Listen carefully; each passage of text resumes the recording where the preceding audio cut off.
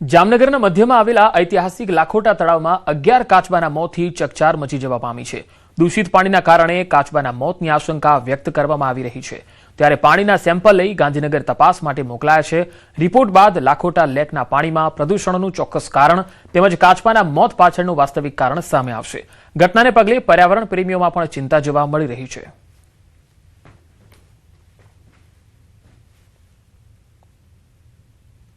દિવસમાં 11 કાચબાઓના મૃત થયેલા તે સ્થળેથી ગુજરાત પ્રદૂષણ નિયંત્રણ બોર્ડ દ્વારા પાણીના નમૂના લેવામાં આવેલ છે।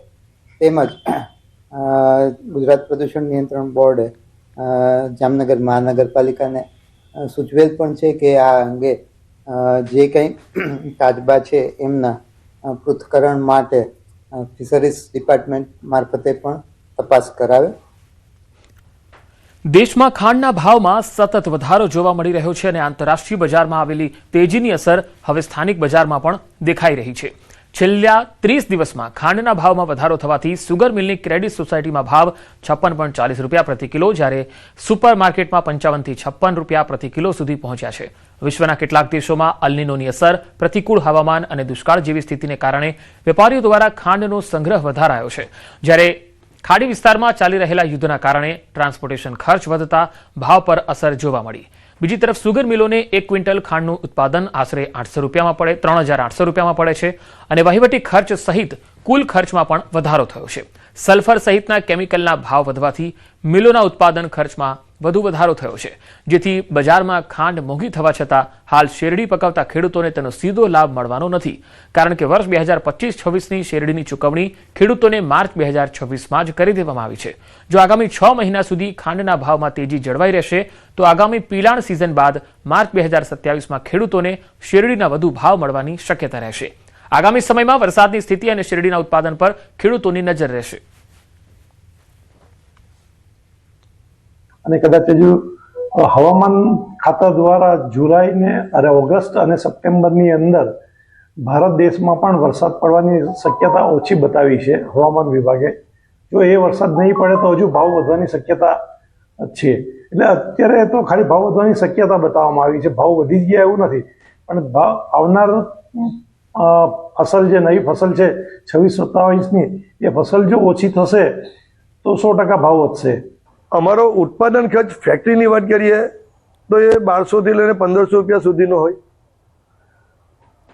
પણ શેરડીના ભાવો અમે શેરડીના ચૂકવીએ અત્યારે અમે 4000 રૂપિયા પર ટન શેરડીના ભાવ ચૂકવીએ તો પણ ખેડૂતને પોસાય કોઈ પોઝિશન નથી, અને 4000 રૂપિયા તેને ચૂકવીએ અને 1500 રૂપિયાનો આ ખર્ચ કરીએ તો 5500 રૂપિયાની અમારી કોઈ આવક થતી નથી। તમારા માર્કેટમાં જ ભાવ તમે આજે 4700 છે, પણ અમારે આખા વર્ષની રાસને તમારે જોવાની હોય, 1 મહિનાનો જે કોઈ બી ભાવ મળેલો એ ભાવ જોઈને ખુશ થવાનું કોઈ ઔચિત્ય રહેતું નથી। આજે હું ખેડૂત છું અને હું પણ શેરડી બનાવું છું। અત્યારે જે ખાંડના માર્કેટમાં ભાવ વધી રહ્યા છે એના ખેડૂતોને તો કંઈ ભાવ મળવાના જ નથી, કારણ કે આ ગયા વર્ષના ભાવ છે, ગયા વર્ષને સ્ટોકના ભાવ છે, એટલે એમાં તો ખેડૂતોને કંઈ મળવાનું જ નથી, કારણ કે માર્ચ મહિનામાં ભાવ પડી ગયા, એટલે ગયા વર્ષને શેરડીના ભાવનો માર્ચ મહિનામાં જે ભાવ પડ્યા એ જ મળવાના। એટલે હવે પછી જે કંઈ ભાવ વધે ને સુગર ફેક્ટરી જો ભાવ વધારે આપે તો આવતા માર્ચમાં ખબર પડે। અમદાવાદના સુભાષ બ્રિજ સર્કલ પાસે થયેલ હત્યા મામલે પોલીસે 8 આરોપીને દબોચી લીધા। પોલીસે છત્રાલ જીઆઈડીસી સ્થિત એક ગોડાઉનમાંથી 2 સગીર સહિત 8 આરોપીઓની ધરપકડ કરી છે, જેમાં અંકિત પરમાર અને વિશાલ ચૌહાણ મુખ્ય આરોપી હોવાનું સામે આવ્યું। સિંધુ ભવન રોડ વિસ્તારના રહેવાસી એવા આ આરોપીઓએ જૂની અદાવતમાં હત્યાને અંજામ આપ્યો હતો। ત્યારે હાલ પોલીસ આ ગુનામાં સંડોવાયેલા અન્ય ફરાર આરોપીઓની શોધખોળ કરવાની સાથે જે ગોડાઉનમાંથી આરોપીઓ ઝડપાયા તે કોની માલિકીનું છે એ દિશામાં તપાસ કરી રહી છે। અને રેડ દરમિયાન 8 આરોપી કે જેમાં 6 મેજર છે અને 2 માઇનોર આરોપી છે, ટોટલ 8 આરોપીને ઝડપી પાડવામાં આવેલા છે। અને બનાવમાં જે ટેમ્પો વપરાયો હતો એ ટેમ્પો પણ રિકવર થયો છે અને બનાવ બન્યાના થોડા જ કલાકની અંદર 8 આરોપી જે બનાવ સમયે હુમલો કરવામાં સક્રિય ભૂમિકા ભજવી છે તેને દબોચી લેવામાં આવેલ છે। મહેસાણાના જોટાણામાં વિદ્યાર્થીઓએ મેદાન કે આધુનિક સુવિધાઓના અભાવે પણ રમતગમત ક્ષેત્રે અનોખી સિદ્ધિ મેળવી. વીરસોડા પ્રાથમિક શાળામાં શિક્ષકોના માર્ગદર્શનથી બાળકોની પ્રતિભાને પ્લેટફોર્મ મળ્યું. ગામના ખેતરમાં નિયમિત પ્રેક્ટિસ કરીને વિદ્યાર્થીઓએ તાલુકાથી લઈને રાષ્ટ્રીય કક્ષા સુધી નામના મેળવી છે. વીરસોડાના આ બાળકો સાબિત કરી રહ્યા છે કે સફળતા માટે સાધનો કરતા મનોબળ અને મહેનત વધુ મહત્વની છે. હું ધોરણ 8માં અભ્યાસ કરું છું. હું બેકટેસ્ટમાં રમવા ગઈ હતી ત્યારે મારો પહેલો નંબર આવ્યો હતો. ત્યાં અમારે સગવડ નહોતી પણ અમે કાળુજીના ખેતરમાં મહારાજના ખેતરમાં રમવા ગયા હતા. હું 600 મીટર રમી હતી, લાંબી કૂદ રમી હતી. હું વડોદરા રમવા જયો તો, નડિયાદ રમવા જયો તો, એકમ પહેલો નંબર આવ્યો. લોબી કૂદ, ઊંચી કૂદ અને 100 મીટર રમતો. ભાઈ આટલે બાવાજી વાળા ખેતરમાં રમતા અને કાળુભાઈ શર્માના ખેતરમાં પ્રેક્ટિસ કરતા અને મહેનત કરતા અને પહેલો નંબર આવ્યો. મારી શાળાનું નામ વીરસોડા પ્રાથમિક શાળા છે. કઈ કઈ રમતોમાં પ્રેક્ટિસ કરો, કઈ કઈ ગમે છે? 100 મીટર દોડ અને અમે 5 વાગે સવારે વહેલા ઉઠીને કાળુભાના ખેતરમાં અને મહારાજના ખેતરમાં પ્રેક્ટિસ કરવા જતા હતા. તો આચાર્ય અને શિક્ષકોના માર્ગદર્શન સાથે ગામના ખેડૂતોના સહયોગથી ખેતરોનું લેવલિંગ કરીને બાળકો માટે પ્રેક્ટિસની વ્યવસ્થા કરવામાં આવી. દોડ, લાંબી કૂદ, ઊંચી કૂદ અને ગોળા ફેંક જેવી રમતોમાં 2023 થી 2026 દરમિયાન શાળાના વિદ્યાર્થીઓએ કુલ 138 ચંદ્રકો જીત્યા છે. રમતગમત સાથે શાળામાં હાજરી અને શૈક્ષણિક પરિણામોમાં પણ સુધારો આવ્યો છે. જ્યારે નવીન શાળા બનતી હતી એટલે શાળામાં મેદાનની વ્યવસ્થા નહોતી, તો અમે ગામનો સહયોગ લઈ અને એક ગામનો ખેતરમાં અમે મેદાન બનાવ્યું. માટી પુરાણ કરાવીને ટ્રેક્ટર લાવીને મેદાન બનાવી અને બાળકોને પ્રેક્ટિસ માટે ત્યાં લઈ ગયા. અમે 3 વર્ષમાં ટોટલ 138 મેડલ લાવ્યા. અમે અત્યાર સુધી લગભગ અમે 150 થી 200 બાળકોને તૈયાર કર્યા. દર વર્ષે 5 થી 6 બાળકો જે બેટરી ટેસ્ટ આવે, DLSS સ્પોર્ટ લેવલ સ્કૂલ આવે, તો 4 થી 5 બાળકો દર વર્ષે આ શાળામાંથી પ્રવેશ મેળવ્યો. મુખ્યમંત્રી ભૂપેન્દ્ર પટેલ વાઇબ્રન્ટ ગુજરાત 2027ના પ્રચાર પ્રસાર માટે હાલ અમેરિકાના પ્રવાસે છે. ત્યારે તેમણે અમેરિકાના સાન ફ્રાન્સિસ્કોમાં ગુજરાતી સમુદાય સાથે બેઠક યોજી અને સંવાદ કર્યો હતો. ઉદ્યોગકારોને આ સમિટમાં જોડાવા માટે આમંત્રણ આપ્યું. મુખ્યમંત્રીએ ગુજરાતની વિકાસ ગાથા પ્રસ્તુત કરી. સાથે જ પ્રધાનમંત્રી મોદીના વિકસિત ભારત 2047ના સંકલ્પને સાકાર કરવામાં વિકસિત ગુજરાત 2047ની લીડ લેવાનો સંકલ્પ વ્યક્ત કર્યો. મુખ્યમંત્રીએ સેમિકન્ડક્ટર, AI, ડેટા સેન્ટર અને બાયોટેકનોલોજી જેવા ન્યૂ એજ સેક્ટર્સ માટે ગુજરાતને વૈશ્વિક કેન્દ્ર તરીકે સ્થાપિત કરવાનો પણ વિશ્વાસ વ્યક્ત કર્યો.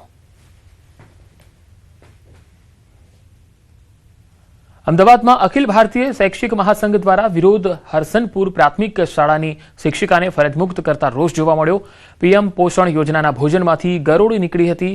શિક્ષણ વિભાગની શિક્ષિકા અને આચાર્ય પર કાર્યવાહી થઈ. શિક્ષિકાને ફરજમુક્ત કરાઈ, જ્યારે આચાર્યને નોટિસ આપવામાં આવી. ભોજન બનાવનારા અને વિતરણ કરનારા સામે કાર્યવાહીની માંગ છે. શિક્ષિકા સાથે અન્યાય થયો હોવાનો શૈક્ષણિક સંગઠનનો આરોપ છે. નિર્ણય પર પુનર્વિચાર કરી શિક્ષિકાને ન્યાય આપવાની માંગ ઉઠી રહી છે.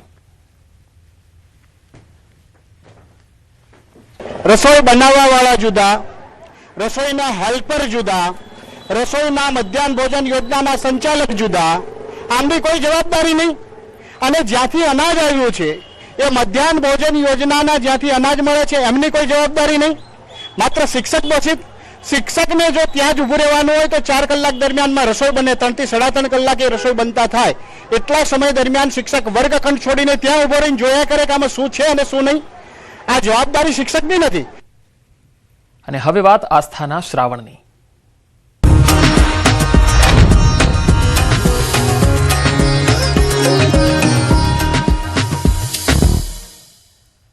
પવિત્ર શ્રાવણ માસના પ્રથમ સોમવારે પ્રથમ જ્યોતિર્લિંગ સોમનાથ મહાદેવ મંદિરે ભક્તિનો મહાસાગર ઉમટ્યો. શ્રાવણના પહેલા સોમવારે વહેલી સવારથી જ મંદિર પરિસરમાં ભક્તોની લાંબી કતારો જોવા મળી. વિશેષ પૂજા અર્ચના, રુદ્રાભિષેક અને મંગળા અને શૃંગાર આરતીના દર્શન કરી શ્રદ્ધાળુઓએ ધન્યતા અનુભવી. આ પાવન અવસરે સોમનાથ મંદિર પરિસર અને અરબી સમુદ્રના કિનારાના આકાશી દ્રશ્યો પણ સામે આવ્યા.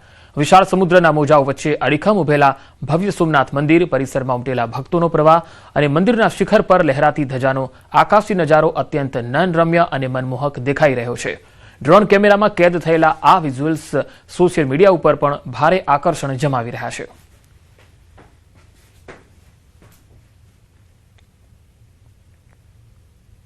વાત રાજકોટની, તો રાજકોટમાં શ્રાવણ માસ નિમિત્તે શ્રી અવધિચ્ય ઝાલાવાડી બ્રહ્મ સમાજ દ્વારા 8મા સર્વજ્ઞાતીય લઘુરુદ્રનું ભવ્ય આયોજન કરાયું. અમૃત ઘાયલ હોલ ખાતે યોજાયેલ ધાર્મિક કાર્યક્રમમાં 500થી વધુ શ્રદ્ધાળુઓએ એક સાથે ભગવાન શિવની પૂજા અર્ચના કરી. શિવ મંત્રોના ગુંજારવ સાથે સમગ્ર હોલ ભક્તિમય બની ગયો. કાર્યક્રમમાં રાજકોટ લોકસભાના સાંસદ પરસોત્તમભાઈ રૂપાલા, મેયર નેહલભાઈ શુક્લ અને પૂર્વ સાંસદ રામભાઈ મોકરિયા સહિતના સમાજના આગેવાનો અને મહાનુભાવો ઉપસ્થિત રહ્યા. શ્રદ્ધાળુઓએ લઘુરુદ્રમાં જોડાઈ ભગવાન શિવની આરાધના કરી ધાર્મિક લાભ લીધો.